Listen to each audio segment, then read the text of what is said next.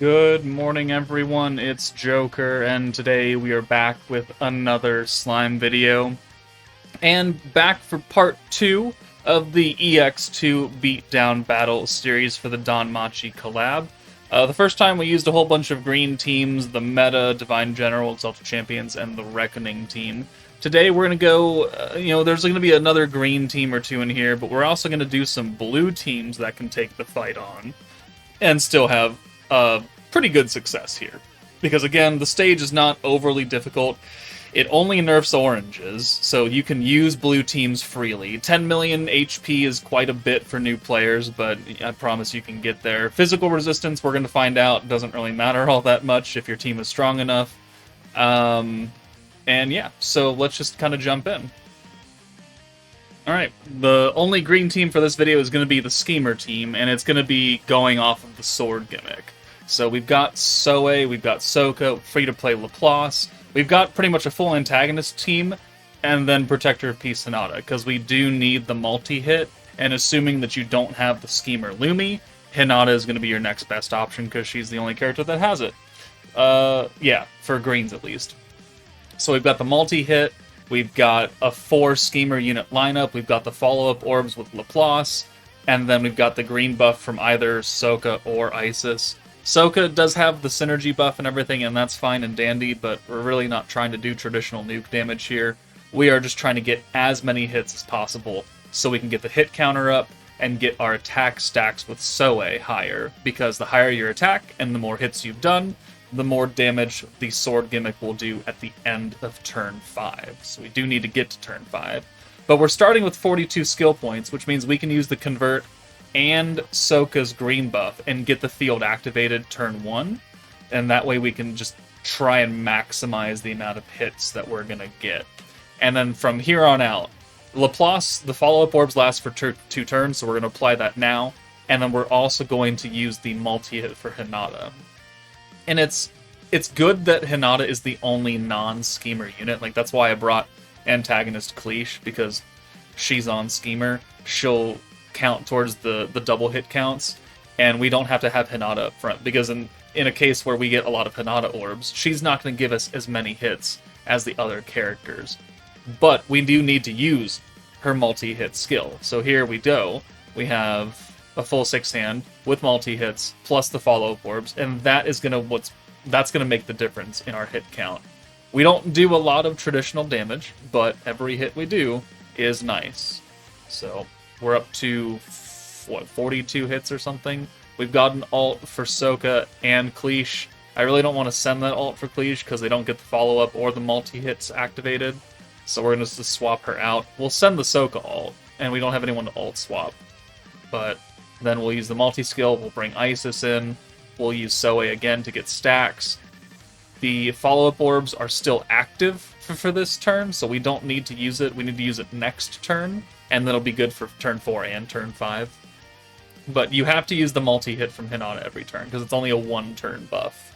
So the ult does 131 even with synergy, because we have the points for it. Not a lot of damage. Not a lot. But follow-up, boom, boom, boom. We're up to 90 hits, which is good. We still have 2 more turns to get that as high as possible. We now have a Laplace ult, which again doesn't count for the multi-hits or the follow-ups, but we need to use both of those skills, so we're going to take either Laplace or Isis out. Okay, we're going to take Isis out, multi-hit, get Hinata out of here. We're going to send these 2 ults here. We got to use the follow-up again. Soe to give us the entire hand of greens and the attack stacking effect, the Inspire mechanic, and then 1, 2, 3, 4, 5, 6. So, boom. Actually, does Cleash not count? I feel like she should have counted. I thought she was on Schemer. Maybe not. Maybe I clicked Antagonist instead. I don't know. It doesn't look like she's getting any extra hits, though. Because Schemer's supposed to get 2 hits per 1. And I think I only saw her get 1. Alright, well don't bring Cleash then. Bring someone else. Bring some other Schemer unit, I guess. I could have sworn she's on it. But this is turn 5. This is the last turn. So we're going to do everything in our power to get as many hits as possible. The final multi-hit. The follow-ups are still active from last time. We've got another Soka ult. So 119, and we're gonna just, I think, almost hit the 150 mark. Not quite. But we don't need to quite get there either. 33, 5, 7, 31, 39. So after he hits us, and no counters, the gimmick kicks in, and he dies. They're doing like 1.1 million a hit. We only need 10 of those, and we do quite a few of them. So the Schemer team can do it. You do need the multi-hit either from Lumi or Hinata. I'm not sure if without her you can get the job done with just the gimmick by itself. You might need some actual traditional nuking damage to complement you, but it's certainly an option. Alright, the very first EX team, Fount of Wisdom, is a team that has a green wind nuker, single target, and gives you extra damage against water. So Diablo, Hinata, Rimuru, Albus. We've brought Visions of Coleus Blanc because of the alt swap and the weakness resistance. And then we brought the OG Masked Hero. 1 for the rewind, and 2 because if she's skill fused and you use all the points that this team has to offer, you do max out that skill fusion and you get 60% crit resistance down, and the orc only has 50%. So you actually do get a little bit of benefit from that debuff. It's not a lot, but it's something, and it's more damage. And if you don't have the hero, or you want to bring someone else that actually will help your damage in a better way, like a synergy unit, then yeah, just do that.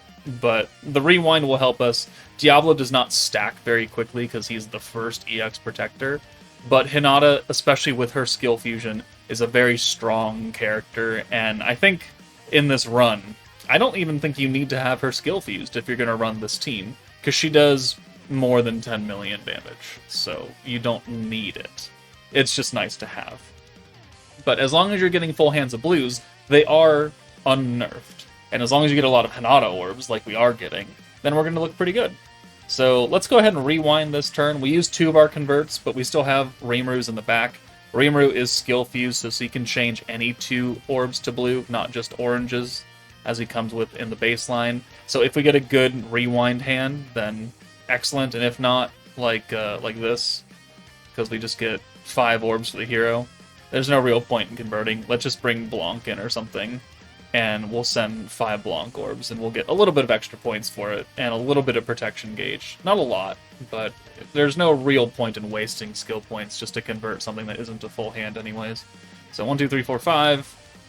A little bit of gauge, a little bit of points. That's the most important thing. Hinata already has an alt. Now we have another 4 orbs for her. We brought Blanc so we could alt swap away. That's very important for this team specifically. We don't have like the alt orb gimmick that makes it act like a blue. We did not bring Spirit Master Jean. So swap, convert, boom. Hinata, Rimuru, and Albus are all converting.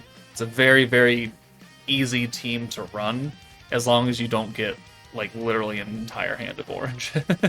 And at that point you might as well just send those. So another stack with Diablo. Double stack of Diablo, sorry.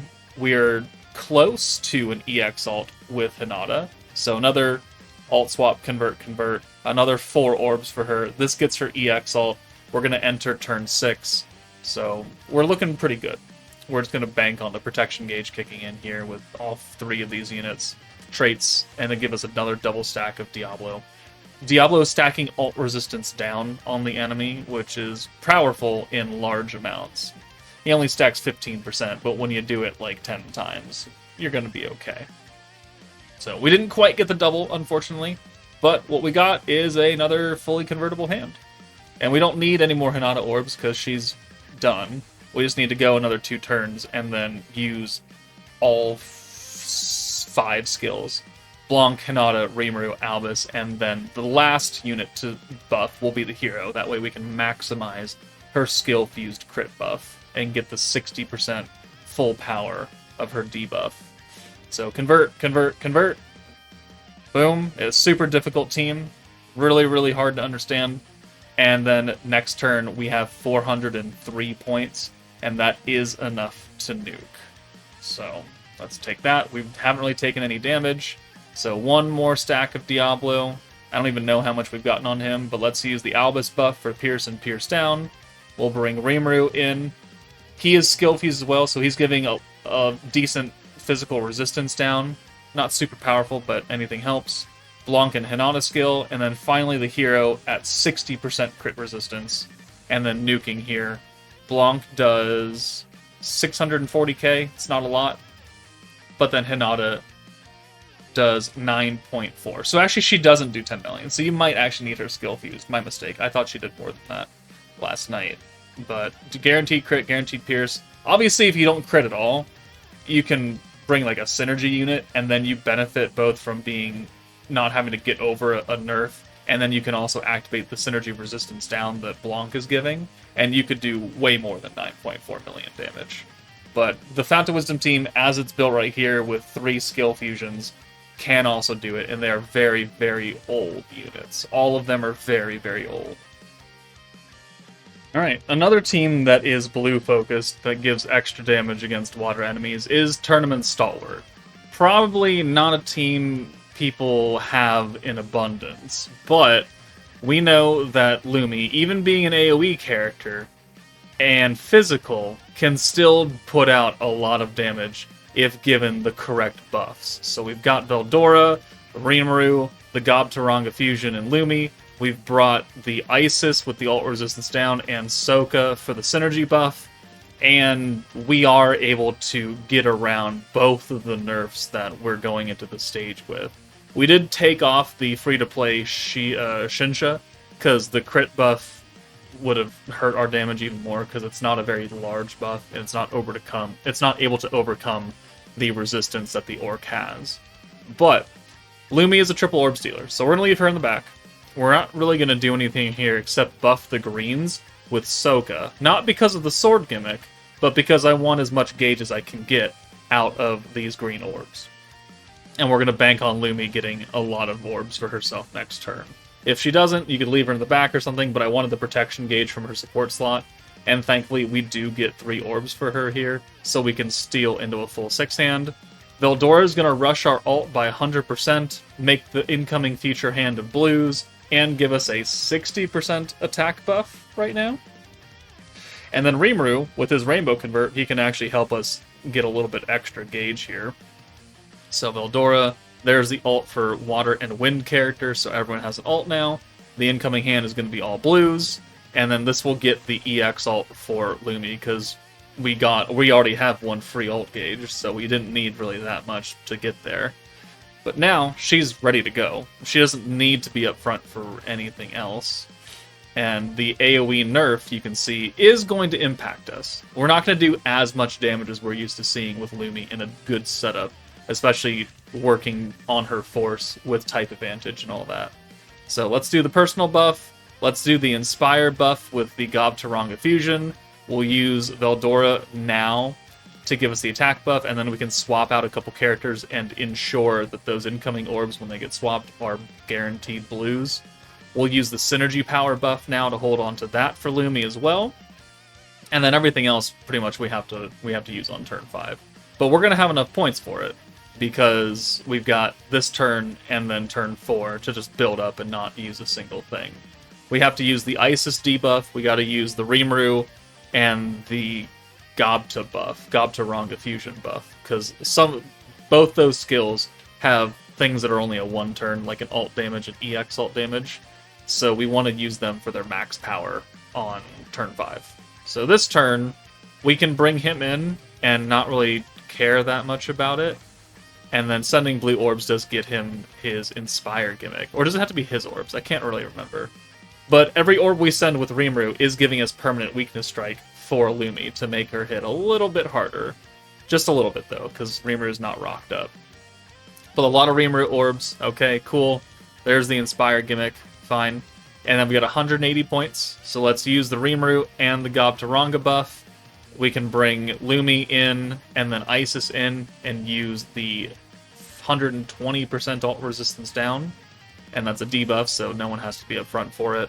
And then Lumi already has the synergy and her own personal buff, so we don't need to do anything except use Veldora here for, I don't know, something. But the Orc's going to die here. So we'll send the Weakness Strike ult with Rimuru first. Boom. And then Lumi is able to kill with 10 million across the board. So she would have almost one-shot the Orc at full HP.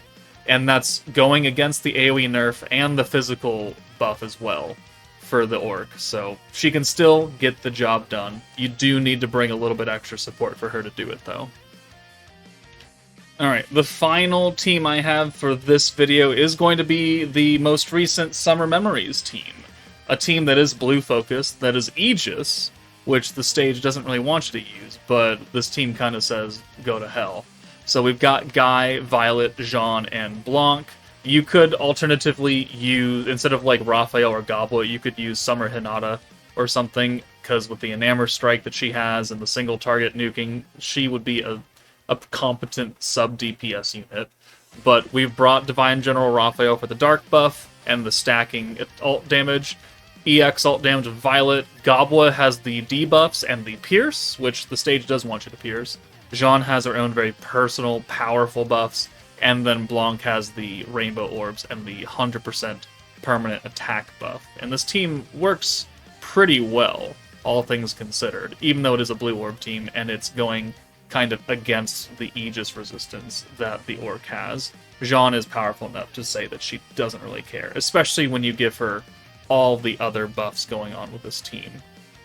So turn 1, we're starting with 36 skill points, so this 4 greens and whatever doesn't matter, because now they're all rainbow orbs anyways. Just gotta make sure everyone up front is a Summer Memories character, and this means we get a lot of ult gauge, we get access to Guy turn 1 plus anything else, and we just need to get orbs for Jean, realistically. That's the only thing. But thankfully, even if we don't get the EX ult on this turn of rainbows, we can still use the Enamor skill, and we can ult swap away with Violet, and we can work on getting it. Because we can hold on to like the Raphael buff and one of Jean's skills, or we could use both of Jean's skills early, hold on to the synergy or the Aegis and single target attack, and then her ult buff lasts for 2 turns. So we could use that early if you have the points for it. But we do get the EX ult here just from the rainbows, right? No, we don't actually, never mind. Even the Enamor kicks in, we're not quite there yet. So we do have to leave her in for 1 more turn. But we can alt swap her away with Violet. We have access to the orb gimmick with Violet for blue orbs as well. Gobwa, her ult will get swapped as well because she's a dark character. So that eliminates that for us. And she can also be a backup because she'll get the dark buff. She's single target. She'll get everything that this team is doing.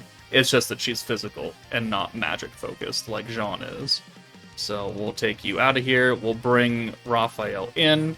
And then we will do another stack of the ult damage.